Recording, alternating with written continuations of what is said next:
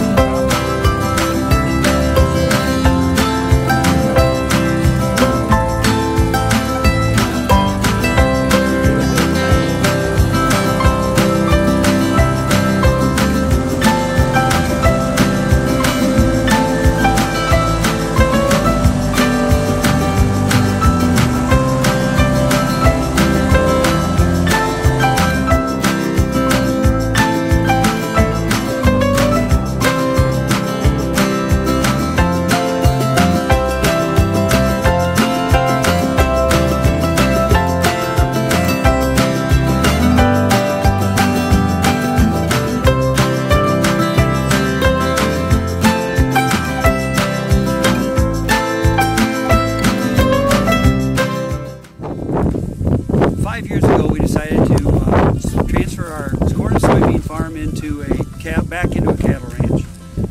This area originally was for cattle farms, went into corn and beans, and to control erosion, from an environmental standpoint, a long-term sustainable standpoint, we decided to put cattle on it. We tried to decide the best way to go.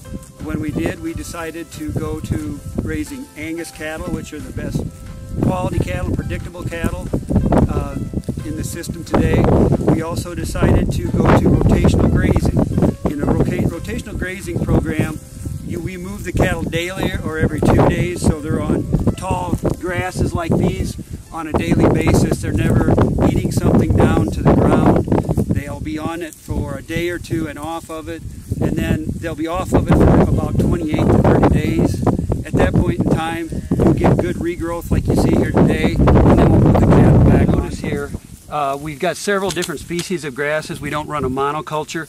We've got alfalfa, we've got some fescue grasses, orchard grasses, clovers, we have some bird's foot trefoil in this pasture. So there's about 6 or 7 different plant species in this pasture.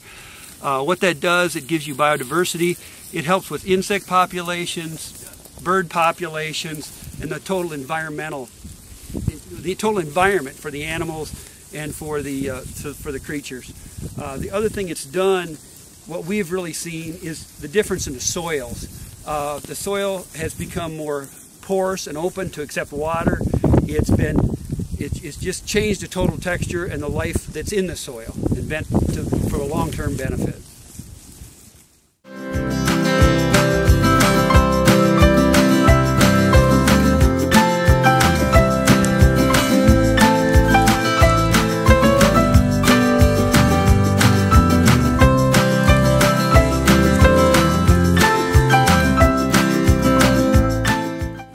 Calves here.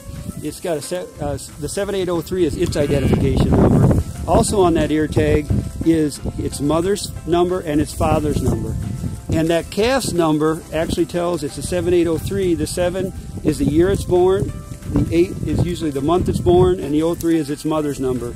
So our animals are all traceable from birth all the way through market. The reason we chose to produce Angus beef is because the Angus breed's been around for a lot of years, has a lot of data behind them, and they're very predictable, very high quality. When we breed our cows, we breed to bulls that are high marbling, very high tenderness, and high growth, which gives the consumer a very high quality product on the table. In a normal cow-calf situation, you don't see these number of birds. Since we switched to rotational grazing, our bird numbers have increased dramatically. Picking flies off.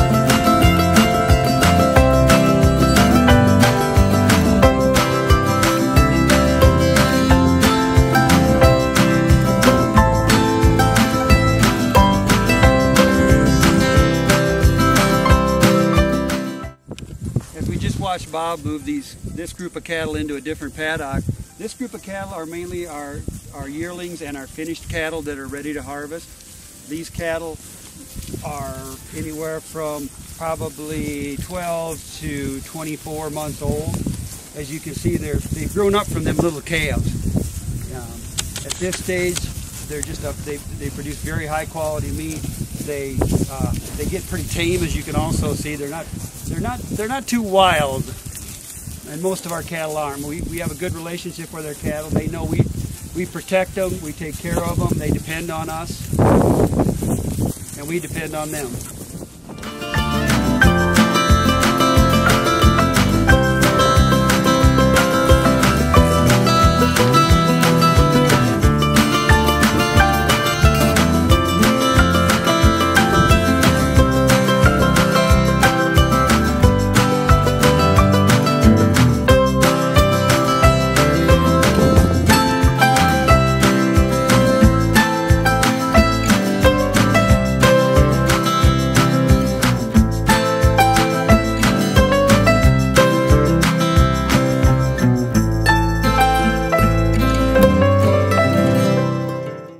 Of our beef, we don't feed any antibiotics for growth promotions. We don't give it. Our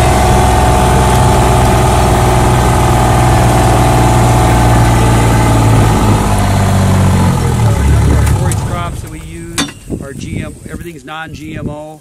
So when you get your steak, it's a very clean, high-quality steak.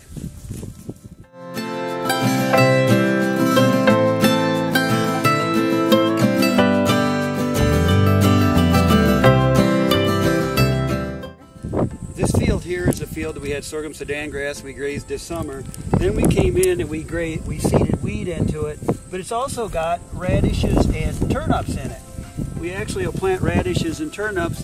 The cattle eat the tops off, and they will eat the vegetable also in a lot of cases. And what this does is loosens the ground up and puts high organic matter back into the soils. And when we first started the grazing, then we had 20 swarms come to the farm a couple summers ago. I believe they were attracted by all the flowering pastures and the nice green space. We actually gave a lot of bees away that summer to local beekeepers. And so we've kept up the beekeeping, and they're active and thriving and doing very well. And also, one of the other things that we noticed when we went to rotational grazing and went back to pastures was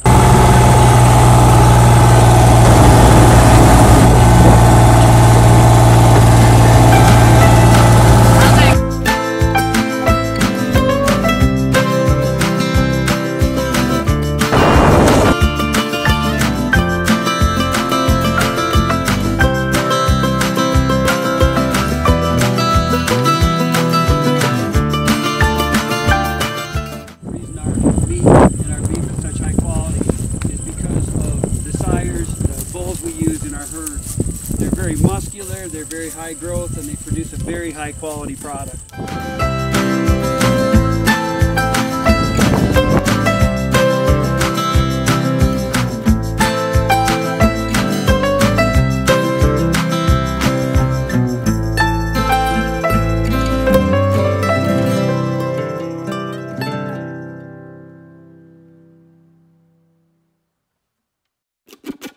Throughout the farm, I believe we've got 20 of them spread out over the 400 and some acres. The cows can come into it from different pastures. It's called a watering quadrant, that we split it up into different parcels. We open a gate, they can get in, lock them out, open another gate, they can get in. It gives us a lot of flexibility and keeps the cattle out of the creeks most of the year.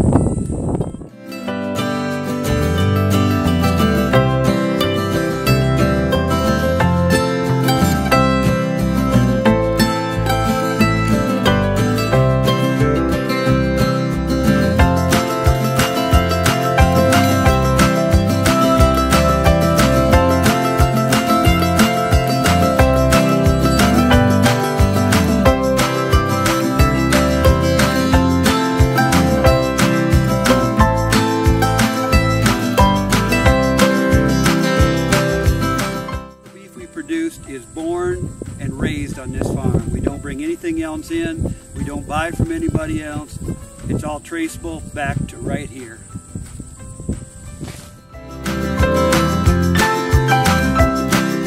To feed our cows in the wintertime, what we do is in the summer we go out and we chop and harvest our part of our pastures and put them in storage in these bags. And what these are, they're like you putting food into a Ziploc bag. They're airtight and they're about 10 foot across and 250 foot long. We've got multiple ones of them.